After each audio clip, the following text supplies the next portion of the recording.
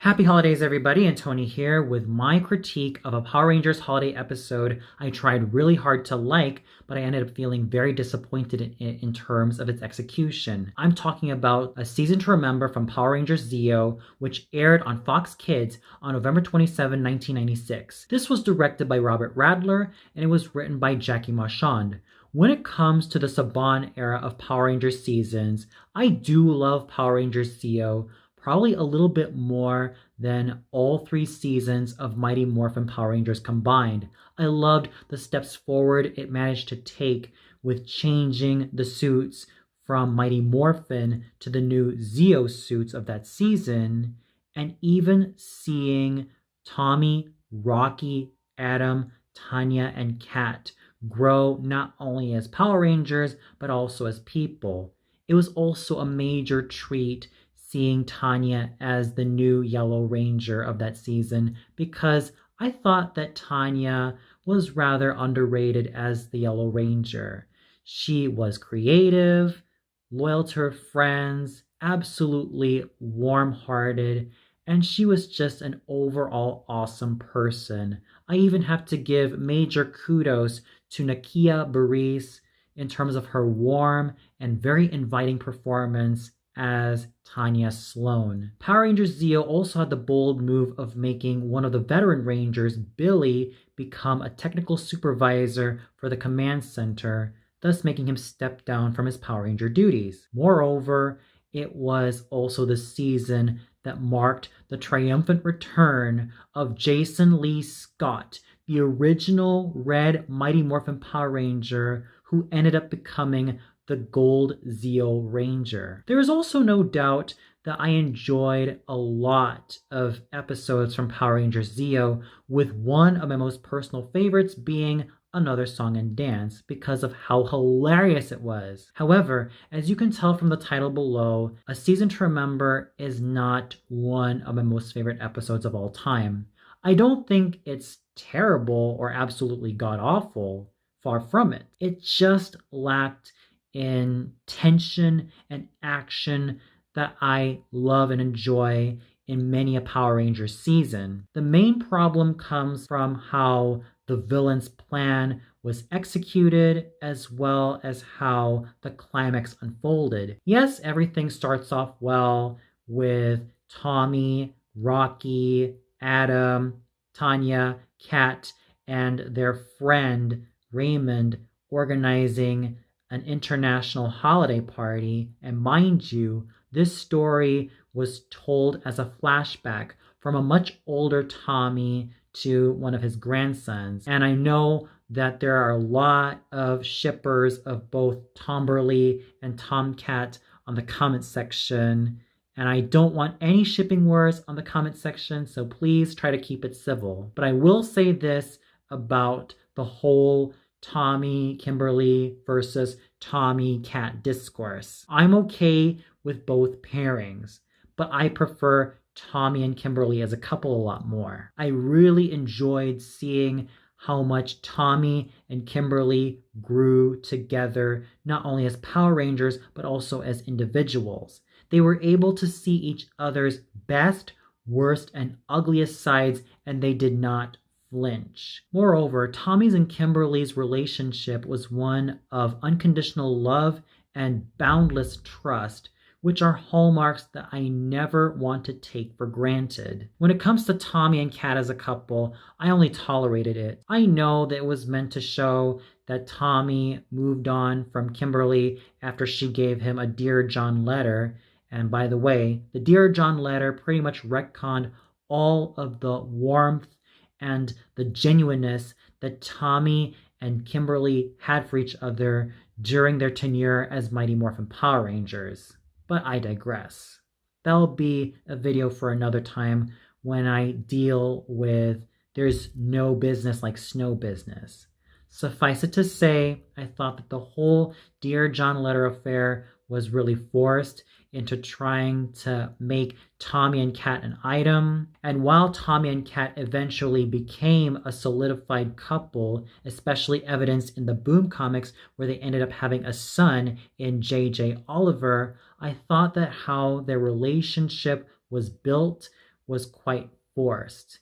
And it really tried to push Tommy away from Kimberly a lot more. And I do blame this on the writers because I thought that they were taking the relationship between Tommy and Kimberly completely for granted. But like I said, that'll be a rant for another time. But suffice it to say, I am okay with both pairings.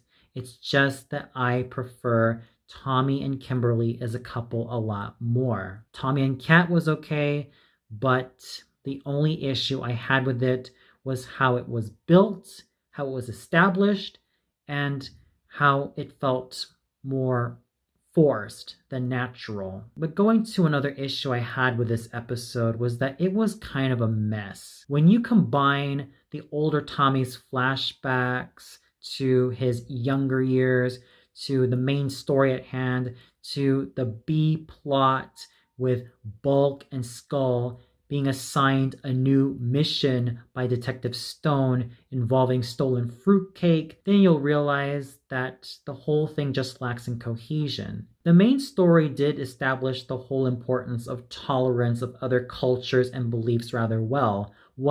With Tanya celebrating Kwanzaa, Rocky celebrating Christmas the Mexican way, especially when he brought in tamales, Kat celebrating Christmas the Australian way, considering that every winter month is already a summer month there, and their friend Raymond celebrating Hanukkah. That's a nice setup. And of course, the machination commenced by the Machine Empire, headed by King Mondo, his wife Queen Machina, and their youngest son, Prince Sprocket, alongside their technical inventor, Clank, was also quite fascinating, what with Clank inventing a bias blaster in order to make the Rangers and their friend completely go against each other. What's also nice about this episode was that at least we get to see Alpha and Zordon celebrate the holidays. It was also very entertaining seeing Tommy,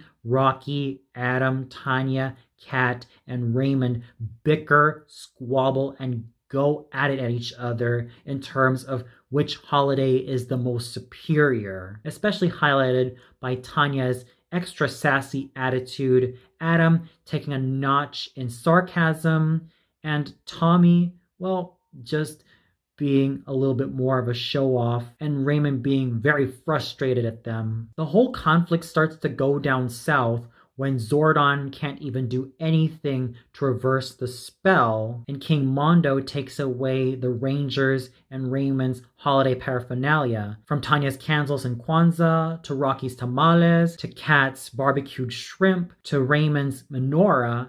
Everybody continues to bicker until they just finally throw the towel in. That would have made for an interesting setup for a scavenger hunt, right?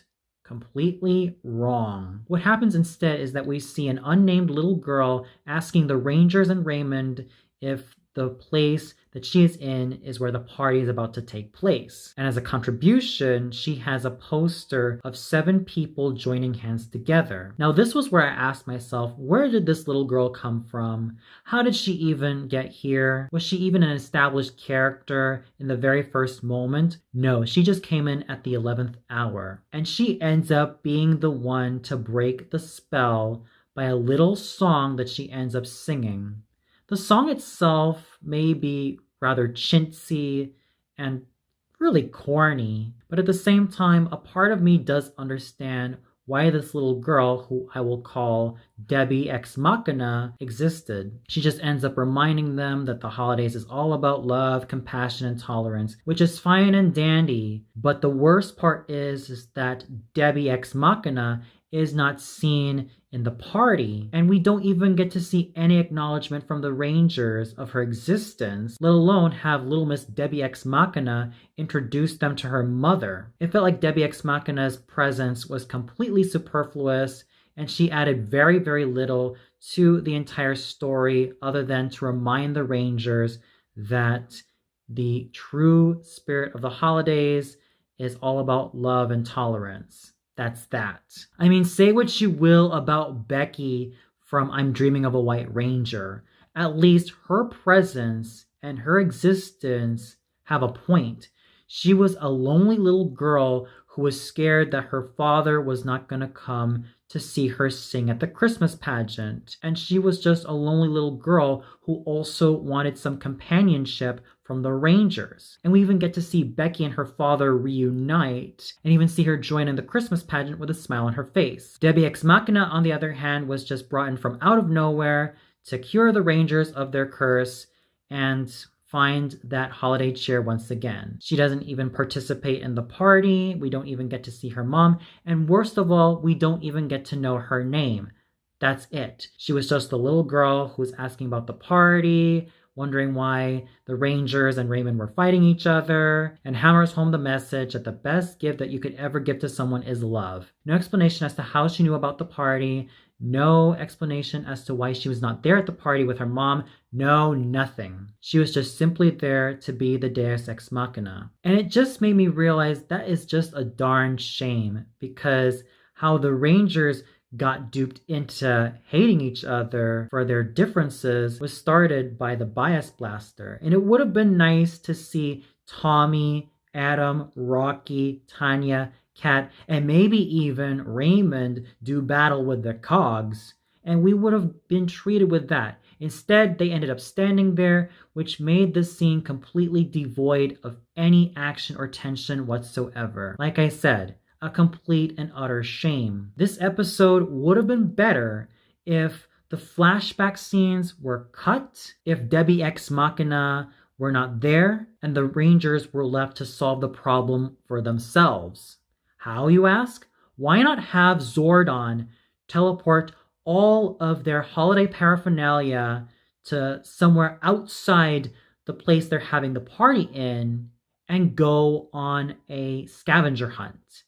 However, here's the catch. Instead of finding their own holiday paraphernalia, they will have to search for each other's holiday paraphernalia. For instance, it would have been really cool and interesting if Tommy were to search for Raymond's menorah, or Adam were to search for Tanya's candles, Rocky were to search for ingredients to make Catherine's barbecued shrimp, and if Catherine tried to find the ingredients on how to make tamales. Therefore, they would have all learned from each other and learned to realize that their own biases and their own prejudices that they had against each other caused by the bias blaster will end up dissipating, and the spell would have been broken. And they'll even have a deeper understanding of what their traditions are, which is the main message that it was trying to make. And to make this even more interesting, why not have Prince Sprocket and his cogs be the main obstacles for Tommy, Rocky, Adam, Tanya, Kat, and Raymond to battle against? That would have made for an even better holiday episode, rather than just having little Debbie Ex Machina cure them of their hate and replacing it with love through her little song. So I could definitely see a season to remember improve in terms of cutting the fat and replacing it with a little bit more tension, a little bit more excitement, and more obstacles that the Rangers and their friend Raymond have to go through in terms of using their heads and, of course, their hearts, as corny as it sounds. And it would have been more interesting to have them embark on this scavenger hunt to find each other's piece of holiday paraphernalia and not their own, while having to contend with the obstacles implanted by King Mondo, Queen Machina, Prince Sprocket, and the Cogs to cure themselves of this curse they found themselves in, and even back it up with some good old kick-butt martial arts action with having Tommy, Rocky, Adam, Tanya, Kat, and Raymond kick some cog butt and retrieve each other's pieces of holiday paraphernalia.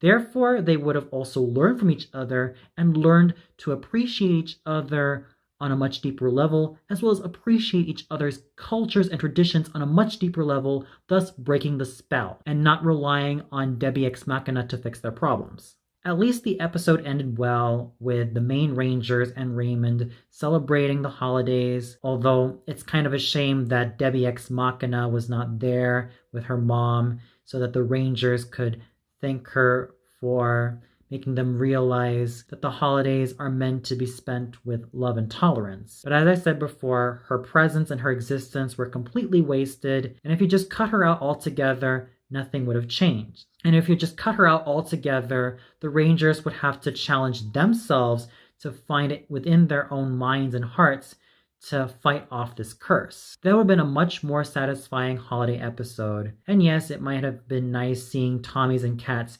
future selves with their grandchildren, especially with the eldest grandchild being a Power Ranger just like what they used to be.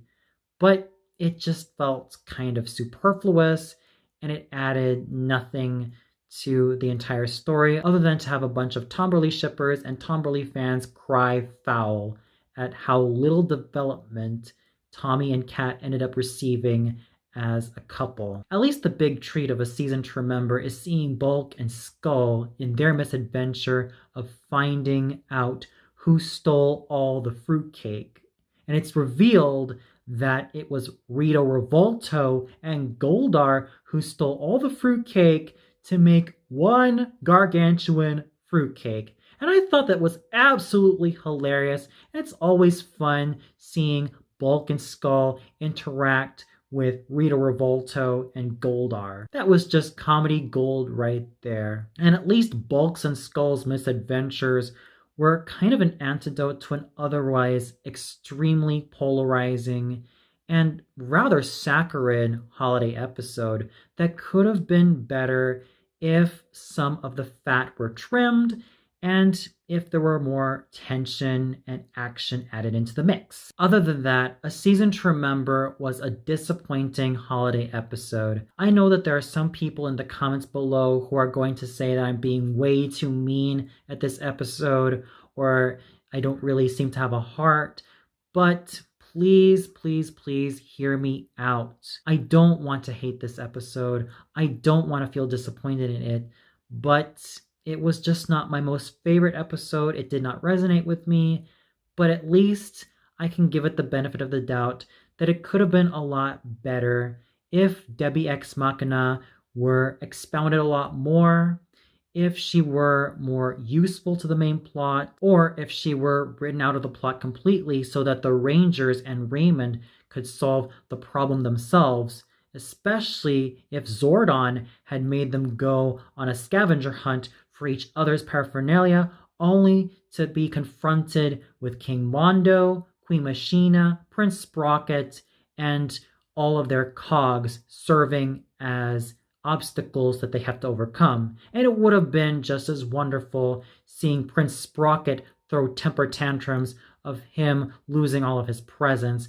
rather than seeing him gloat like the little craphead that he is. Regardless, I'm still not a fan of this episode, and it could have been a lot better. And in terms of seeing Tommy's and Kat's old selves with their grandchildren, I didn't take too much of an issue with it. The main issue that I had with A Season to Remember was the uber convenient way the climax was resolved through a little girl reminding the Rangers and Raymond that the holidays are supposed to be about love and tolerance, especially when she sings that corny yet kind of chintzy little song that she sings to them. Other than that, I thought that cutting Debbie Ex Machina out of the story, as well as completely eliminating the scenes of older Tommy, older Kat, and their grandkids would have made the episode better, thus making Tommy, Rocky, Adam, Kat, Tanya, and Raymond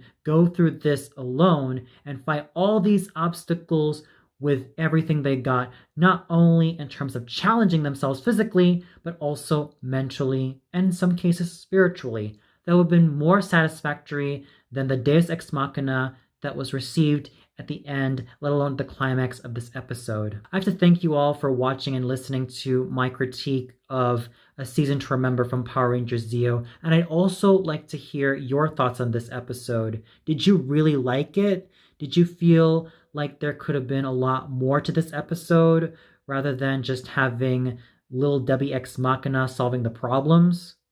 Or did you feel like this episode was not your cup of tea? Please comment below and I'd love to hear from all of you. Well, that's it for my critique of A Season to Remember from Power Rangers Zeo. Tune in later where I take a look at pretty much one of the most maligned Christmas specials in all of Power Rangers history. And I'm talking about Alpha's Magical Christmas. So until then, happy holidays, everybody, and may the power protect you.